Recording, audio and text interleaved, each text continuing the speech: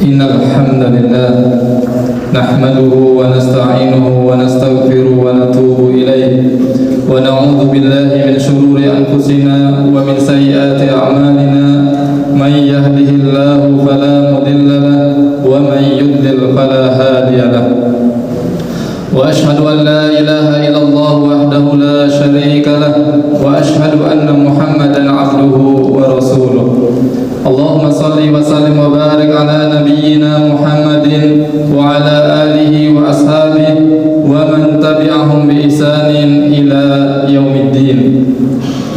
قال الله تعالى في كتابه الكريم يا أيها الذين آمنوا اتقوا الله حق تقاته ولا تموتن إلا وأنتم مسلمون. وقال أيضا يا أيها الناس اتقوا ربكم الذي خلقكم من نفس واحدة وخلق منها زوجها وبث منهما رجالا كثيرا ونساء واتقوا الله الذي تساءلون به والأرحام إن الله كان عليكم رقيبا. يا أيها الذين آمنوا اتقوا الله وقولوا قولا سديدا يصلح لكم أعمالكم ويغفر لكم ذنوبكم ومن يطع الله ورسوله فقد فاز فوزا عظيما. أما بعد فإن أصدق الحديث كتاب الله وخير الهدى هدى محمد صلى الله عليه وسلم وشر الأمور محدثاتها فإن كل محدثة بدعة وكل بدعة ضلالة وكل ضلالة في النار. Kaum muslimin sidang salat Jumat yang dimuliakan Allah Subhanahu wa taala.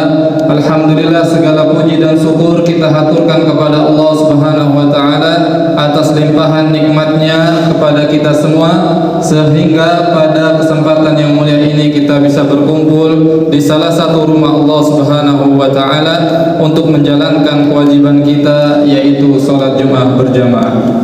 Mudah-mudahan Allah Subhanahu wa taala menerima rangkaian ibadah kita yang kita lakukan pada hari yang mulia ini. Salawat beriring salam semoga tetap tersampaikan kepada suri tauladan kita yaitu Nabi Muhammad sallallahu alaihi wasallam yang mana beliau bersabda inna min afdoli ayyamikum yaumul jumu'ah. Sesungguhnya hari kalian yang paling utama adalah hari Jumat. Fa'aksiru fihi as-salata alayya, maka perbanyaklah di dalamnya untuk membaca salawat kepadaku. Kemudian Nabi SAW mengabarkan juga kepada kita tentang pahala orang yang bersolawat untuk Nabi SAW. Man shalla alayya salatan sallallahu alaihi ashron. Siapa yang mengirimkan satu solawat untukku, kata Nabi SAW, maka Allah akan membalas 10 kali lipat solawat untuknya. Dan seorang ulama yang bernama Ibnul Jauzi rahimahullahu ta'ala menyebutkan 4 keutamaan bagi orang yang rajin mengirimkan salawat untuk Nabi sallallahu alaihi wasallam.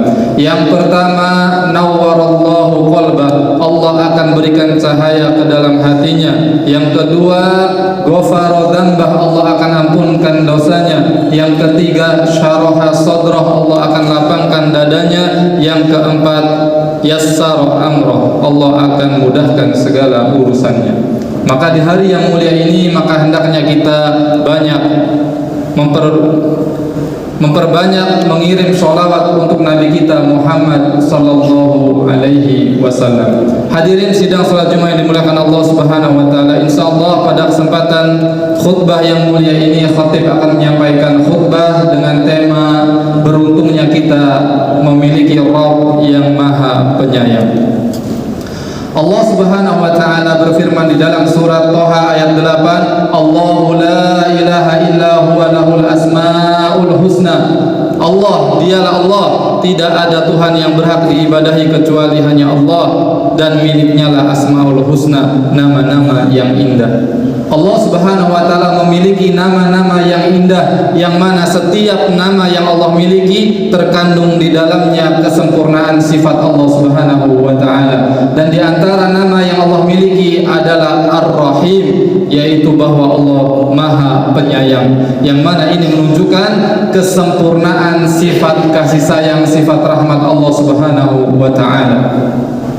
hampir di setiap awal di dalam Al-Quran kita temui kalimat Bismillahirrahmanirrahim yang memberikan kesan bahwa Allah Subhanahu wa taala betul-betul Rabb yang Maha Penyayang. Allah berfirman di dalam surat Al-A'raf ayat 165, "Wa rahmati wasi'at kulla syai'." Dan rahmatku, kasih sayangku itu amat luas meliputi segala sesuatu.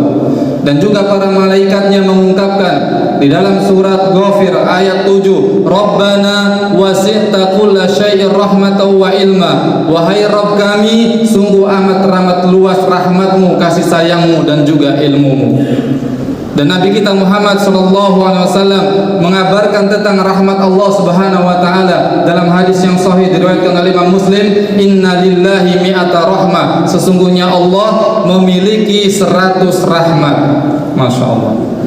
Anzala rahmatan wahidah. Allah turunkan satu rahmat ke dunia ini. Fabiha yata'atafu al-khalqu, yang dengannya seluruh makhluk saling mengasihi. Wa biha yatarahamun, dan dengan satu rahmat itu para makhluk saling menyayangi.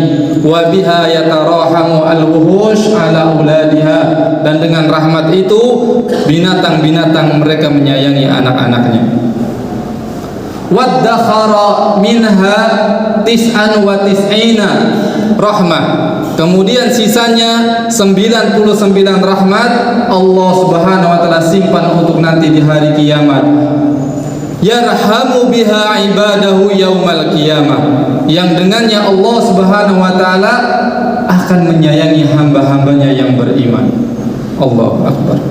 Jadi 99 rahmat Allah Subhanahu wa taala simpan secara khusus untuk menyayangi hamba-hambanya yang beriman pada hari kiamat. Dan di dalam surat Al-Ahzab Allah Subhanahu wa taala berfirman di dalam ayat 43, "Wa kana bil mu'minina rahima," dan adalah Allah amat penyayang kepada orang-orang yang beriman. Allahu akbar. Dan Nabi sallallahu alaihi wasallam pernah memberikan pelajaran yang luar biasa kepada para sahabat tentang besarnya rahmat Allah. Dalam hadis yang sahih diriwayatkan oleh Imam Bukhari, Umar bin Khattab radhiyallahu anhu mengisahkan bahwasanya Rasulullah dan para sahabat pernah mendapatkan tawanan yang sangat banyak sekali. Di antaranya ada seorang ibu. Kemudian seorang ibu ini dia mondar-mandir ke sana kemari mencari anaknya. Ketika ketemu langsung didekap anaknya ini, dipeluk dengan penuh cinta dan kasih sayang. Momen ini dimanfaatkan oleh Nabi SAW untuk memberikan pelajaran kepada para sahabat. Kata Nabi SAW kepada para sahabat, "Ala tarawna hadhihi al-mar'ah tarihatan waladaha finnar." Wahai para sahabat, lihatlah ibu ini. Mungkinkah dia rela tega melemparkan anaknya ke dalam kobaran api? Qalu la ya Rasulullah. Para sahabat kemudian menjawab, tentu tidak ya Rasulullah. Bagaimana seorang ibu tega melemparkan anaknya ke dalam kobaran api? Kemudian kata Nabi sallallahu alaihi wasallam, "Lallahu arhamu bi ibadihi min hadhihi al-ummi waladiha." Sungguh Allah amat penyayang kepada hamba-hambanya. Lebih besar kasih sayang Allah kepada hamba-hambanya melebihi kasih sayangnya seorang ibu kepada anaknya. Masya Allah. Hadirin dimuliakan Allah Subhanahu wa taala. Sungguh beruntung ketika kita menjadi hamba Allah Subhanahu wa taala. Begitu besar luas rahmat kasih sayang Allah kepada hamba-hambanya. Bahkan kepada hamba-hamba Allah yang terjerumus kepada perbuatan dosa dan maksiat, Allah tidak mencampakkan mereka, justru Allah sapa dan panggil mereka. Di dalam surat Az-Zumar ayat 53, Allah masih memanggil mereka para pelaku dosa maksiat. Allah masih menyapa mereka, memanggil mereka dengan panggilan yang lembut, menunjukkan betapa besar kasih sayang Allah Subhanahu wa taala kepada hamba-hambanya. Qul ya ibadiyalladzina asrafu ala anfusihim. Wahai Muhammad, katakan kepada mereka bahwa aku memanggil menyapa mereka, wahai hamba-hambaku yang melampaui diri dengan banyak berbuat dosa. Bahkan diibaratkan saking melampaui dirinya, melampaui batas dalam berbuat dosa, bisa dibilang maksiat dan dosa itu mendarah daging pada dirinya. Tapi Allah menyapa mereka dengan panggilan apa? Ya ibadi, wahai hamba-hambaku. Apa yang Allah kabarkan kepada mereka? La taqnatu min rahmatillah. Jangan kalian berputus asa dari rahmat Allah. Innallaha yaghfirudz dzunuba jami'a. Sesungguhnya Allah mengampuni semua dosa. Ditegaskan lagi, innahu huwal ghafurur rahim. Sesungguhnya Dia Allah Maha Pengampun lagi Maha Penyayang. Allahu Akbar. Dan dalam hadis riwayat Imam Bukhari, Abdullah bin Abbas radhiyallahu anhu mengisahkan, anna nasan, sekelompok manusia datang kepada Nabi sallallahu alaihi wasallam. Mereka sadar akan dosa-dosa mereka. Mereka pernah melakukan beragam perbuatan dosa. Mereka datang kepada Rasulullah sallallahu alaihi wasallam berkata, "Ya Rasulullah, innalladzi taquluhu wa tad'una ilaihi fahasan." Sesungguhnya apa yang engkau ucapkan, apa yang engkau dakwahkan kepada kami itu adalah kebaikan. Walakin hal hunaka kafaratun lidzunubina. Tetapi apakah ada pengampunan untuk dosa-dosa kami? Kami ini para pelaku dosa, pelaku maksiat. Ada enggak pengampunan untuk kami? Kami pernah berbuat syirik, kami pernah membunuh, kami pernah berzina. Adakah ampunan untuk kami?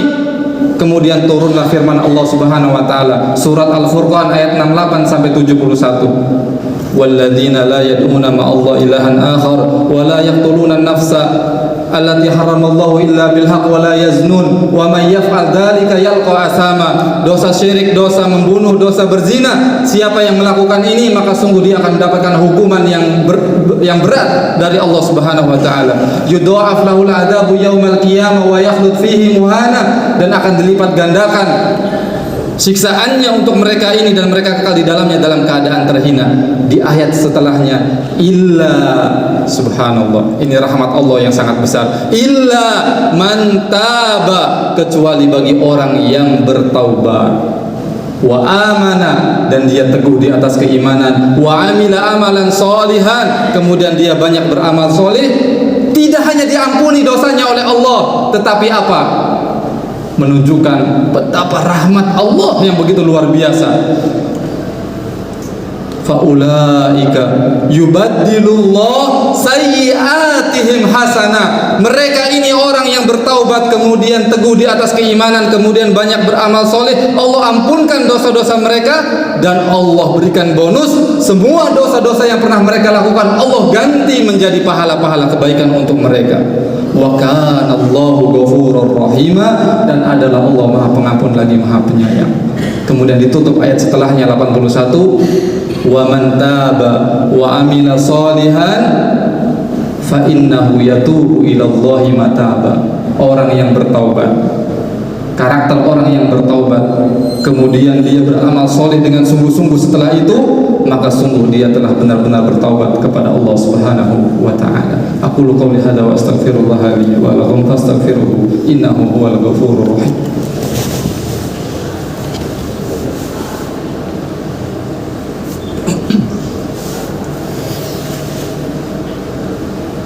Alhamdulillah hamdan katsiran thayyiban mubarakan fi kama yuhibbu rabbuna wa yarda, wa asyhadu an la ilaha illallah wahdahu la syarika lahu, wa asyhadu anna Muhammadan abduhu wa rasuluh. Allahumma shalli wa sallim wa barik ala nabiyyina Muhammad wa ala alihi wa sahbihi wa man tabi'ahum bi ihsanin ila yaumiddin. Amma ba'd.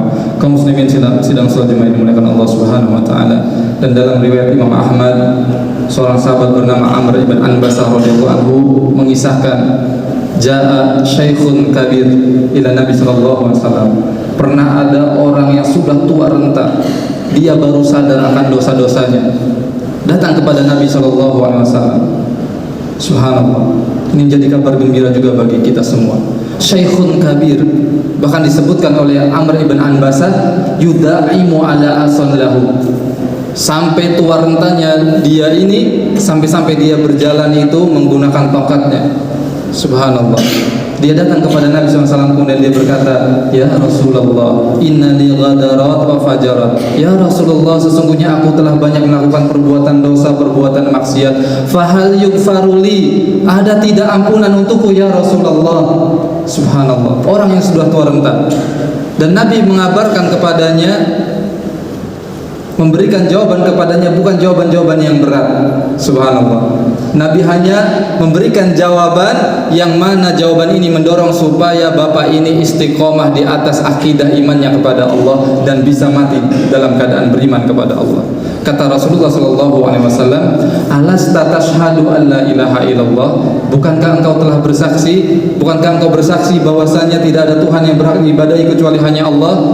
Qala bala, tentu wahai Rasulullah. Bal ashhadu annaka Rasulullah, dan aku juga bersaksi bahwa engkau adalah utusan Allah. Kata Nabi apa?